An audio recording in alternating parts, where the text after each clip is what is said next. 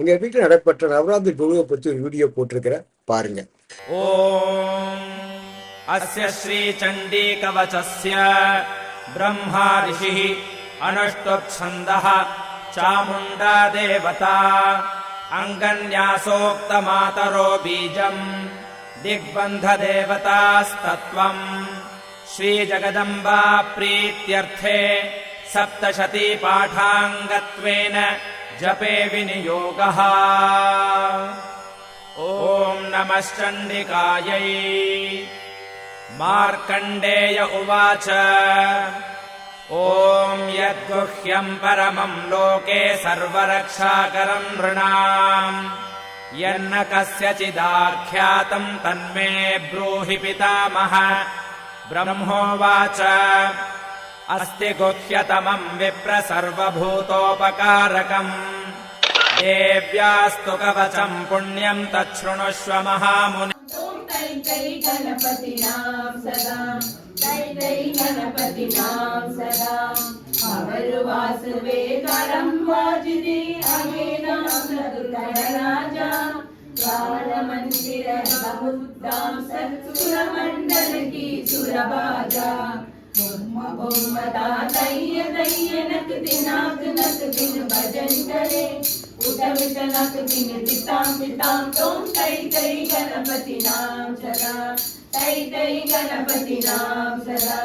वेणुवासरे अमृत कुंडल की तरकिड़ तवाल गजा वेणुवासरे अमृत कुंडल की तरकिड़ तवाल गजा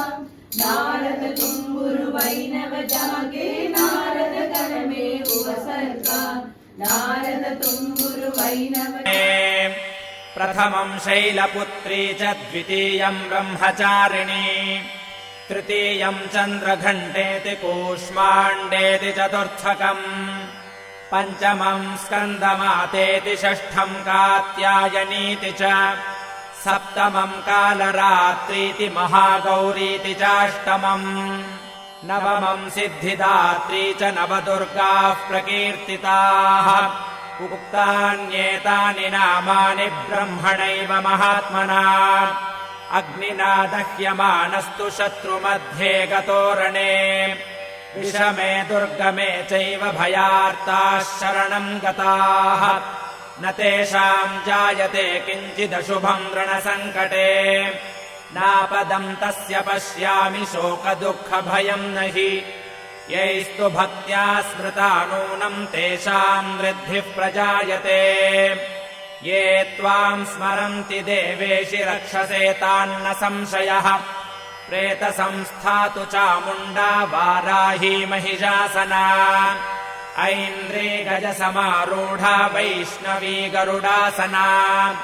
माहेश्वरी वृषारूढा कौमारी शिखिवाहना लक्ष्मीः पद्मासना देवी पद्महस्ता हरिप्रिया श्वेतरूपधरा देवी ईश्वरी वृषवाहना ब्राह्मी हंससमारूढा सर्वाभरणभूषिता इत्येता मातरः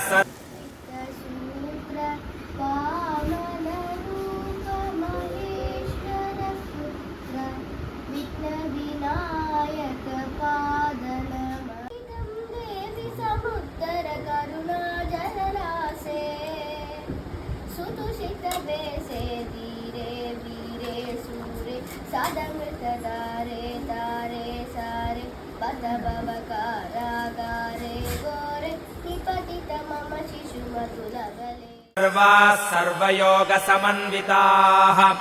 नानाभरणशोभाढ्या नानारत्नोपशोभिताः दृश्यन्ते रथमारूढा देव्यः क्रोधसमाकुलाः शङ्खम् चक्रम् गदाम् शक्तिम् हलम् च मुसलायुधम् छेदकम् तोमरम् चैव परशुम् पाशमेव च कुन्तायुधम् त्रिशूलम् च शार्ङ्गमायुधमुत्तमम्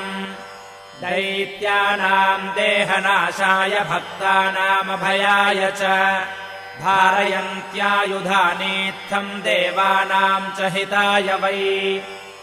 नमस्तेऽस्तु महारौद्रे महाघोरपराक्रमे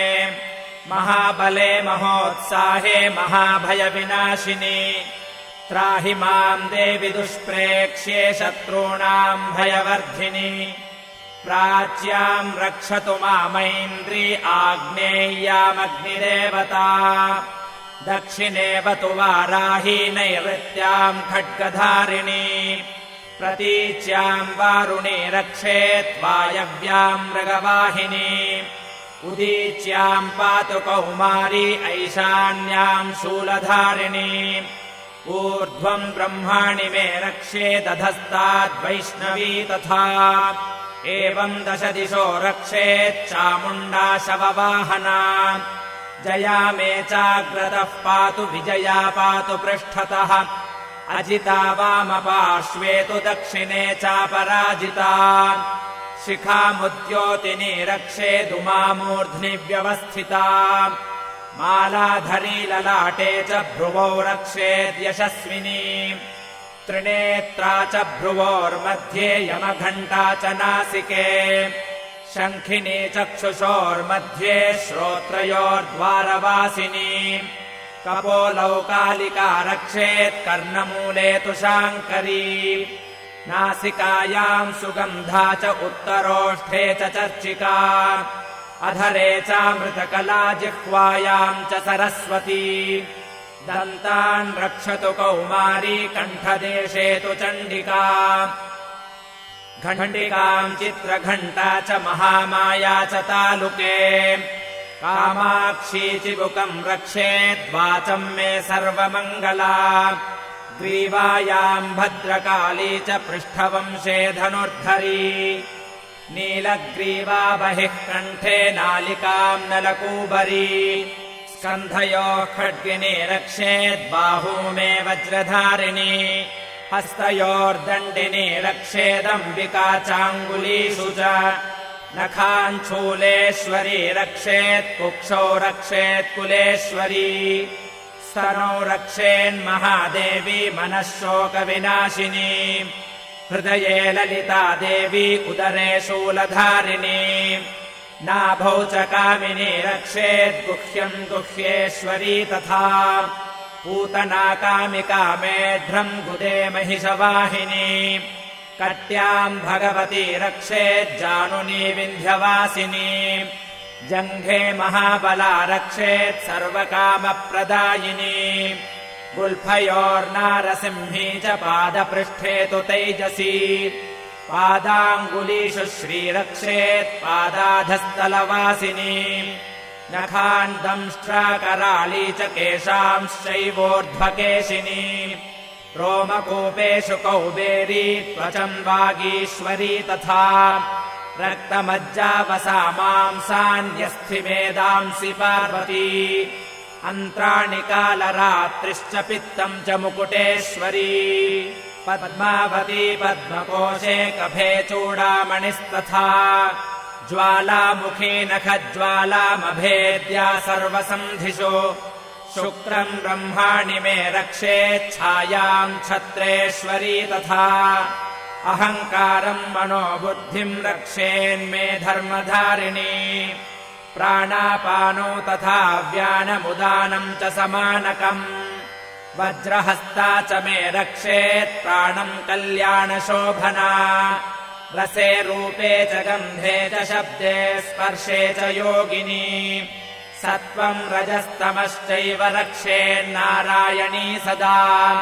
आयु रक्षतु वाराही धर्मम् रक्षतु वैष्णवी यशः कीर्तिम् च लक्ष्मीम् च धनम् विद्याम् च चक्रिणी गोत्रमिन्द्राणि मे रक्षेत् पशून्मे रक्ष चण्डिके पुत्रान् रक्षेन्महालक्ष्मीर्भार्याम् रक्षतु भैरवी पन्थानम् सुपथा रक्षेन्मार्गम् क्षेमकरी तथा राजद्वारे महालक्ष्मीर्विजया सर्वतः स्थिता रक्षाहीनम् तु यत्स्थानम् वर्जितम् कवचेन तु तत्सर्वम् रक्ष मे देवि जयन्ती पापनाशिनी पदमेकम् न गच्छेत्तु यदीच्छेच्छुभमात्मनः कवचेनावृतो नित्यम् यत्र यत्रैव गच्छति तत्र तत्रार्थलाभश्च विजयः सार्वकामिकः यं यं चिन्तयते कामं तं तं प्राप्नोति निश्चितम् परमैश्वर्यमतुलं प्राप्स्यते भूतले पुमान् निर्भयो जायते मर्त्यः सङ्ग्रामेष्वपराजितः त्रैलोक्ये तु भवेत् पूज्यः कवचेनावृतः पुमान् इदं तु देव्याः कवचम् देवानामपि दुर्लभम् यः पठेत् प्रयतो नित्यम् त्रिसन्ध्यम् श्रद्धयान्वितः दैवी कला भवेत् तस्य त्रैलोक्येष्वपराजितः जीवेद्वर्षशतम् साग्रमपमृत्युविवर्जितः नश्यन्ति व्याधयः सर्वे लूता विस्फोटकादयः स्थावरम् जङ्गमम् चैव कृत्रिमम् चापि यद्विषम् अभिचाराणि सर्वाणि मन्त्रयन्त्राणि भूतले भूचराः खेचराश्चैव जलजाश्चोपदेशिकाः सहजाकुलजा माला डाकिनी शाकिनी तथा अन्तरिक्षचरा घोरा डाकिन्यश्च महाबलाः ग्रहभूतपिशाचाश्च यक्षगन्धर्वराक्षसाः ब्रह्मराक्षसवेतालाः कूष्माण्डाभैरवादयः नश्यन्ति दर्शनात् तस्य कवचे हृदि संस्थिते मानोन्नतिर्भवेद्राज्ञस्तेजो वृद्धिकरम् परम् यशसा वर्धते सोऽपि कीर्तिमण्डितभूतले जपेत् सप्तशतीम् चण्डीम् कृत्वा तु कवचम् पुरा यावद्भूमण्डलम् धत्ते सशैलवनकाननम् तावत्तिष्ठति मेदिन्याम् सन्ततिः पुत्रपौत्रिकी देहान्ते परमम् स्थानम् यत्सुरैरपि दुर्लभम् प्राप्नोति पुरुषो नित्यम् महामाया प्रसादतः लभते परमम् रूपम् शिवेन सह मोदते ॐ इति देव्याः कवचम् सम्पूर्णम् ॐ नमश्चण्डिकायै ॐ श्रीदुर्गायै नमः शिव उवाच देवि त्वम् भक्तसुलभे सर्वकार्यविधायिनी कलौ हि कार्यसिद्ध्यर्थम् उपायम् ब्रूहि यत्नतः देव्युवाच शृणु देव प्रवक्ष्यामि